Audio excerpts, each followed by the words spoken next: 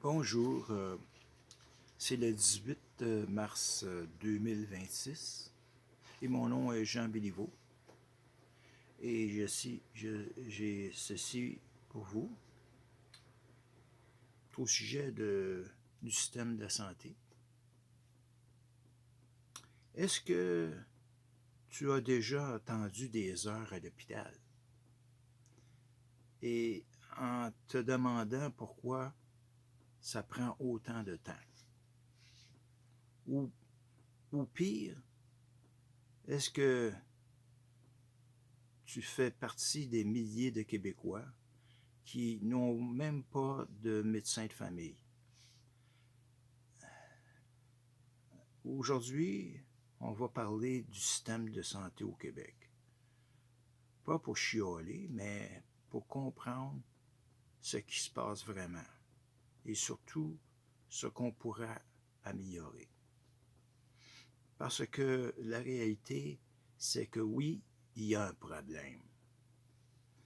Les temps d'attente sont longs, les urgences sont pleines, le personnel est épuisé et beaucoup de gens se sentent laissés de côté. Mais attention, il faut être honnête, le Québec n'est pas le seul endroit où le système de santé est sous pression. Partout au Canada, il y a des défis. Alors pourquoi ici, ça semble pire? Une des premières raisons, c'est l'organisation du système. Au Québec, le système est très centralisé. Ça veut dire que beaucoup de décisions importantes passent par une grosse structure administrative. Et quand un système devient trop lourd, il devient lent. Les hôpitaux et les professionnels ont parfois moins de liberté pour s'adapter rapidement aux besoins réels sur le terrain. Deuxième problème, le manque de personnel. Les infirmières, les médecins et les préposés, ils travaillent extrêmement fort. Mais souvent, ils manquent de soutien. Ils font des heures supplémentaires et finissent par s'épuiser. Et quand le personnel est épuisé, le système ralentit. Troisième point, l'accès aux soins. Beaucoup de gens n'ont pas de médecin de famille. Résultat, ils vont à l'urgence pour des problèmes qui pourraient être réglés autrement. Et ça surcharge encore plus les hôpitaux. Ensuite, il y a un facteur qu'on ne peut pas ignorer. La population vieillit. Plus il y a de personnes âgées, plus les besoins en soins augmentent. Et si le système ne s'adapte pas assez vite, il se fait dépasser. Mais maintenant, la vraie question, qu'est-ce qu'on peut faire? Parce que critiquer, c'est facile. Mais améliorer, c'est plus important. Peut-être qu'on pourrait donner plus d'autonomie aux hôpitaux.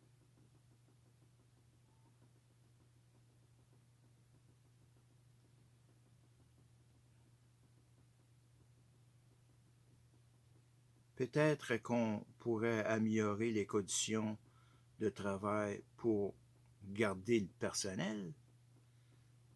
Peut-être qu'on pourrait utiliser plus la technologie pour simplifier les rendez-vous et le suivi des patients. Et surtout, peut-être qu'on devrait prendre le temps de réfléchir calmement au lieu de chercher des solutions rapides. Parce que la santé, ce n'est pas un sujet simple. Ce n'est pas noir ou blanc, et ce n'est pas en pointant du doigt un seul problème qu'on va tout régler. Moi, je ne suis pas ici pour dire que j'ai toutes les réponses. Mais je pense qu'on peut au moins commencer par poser les bonnes questions.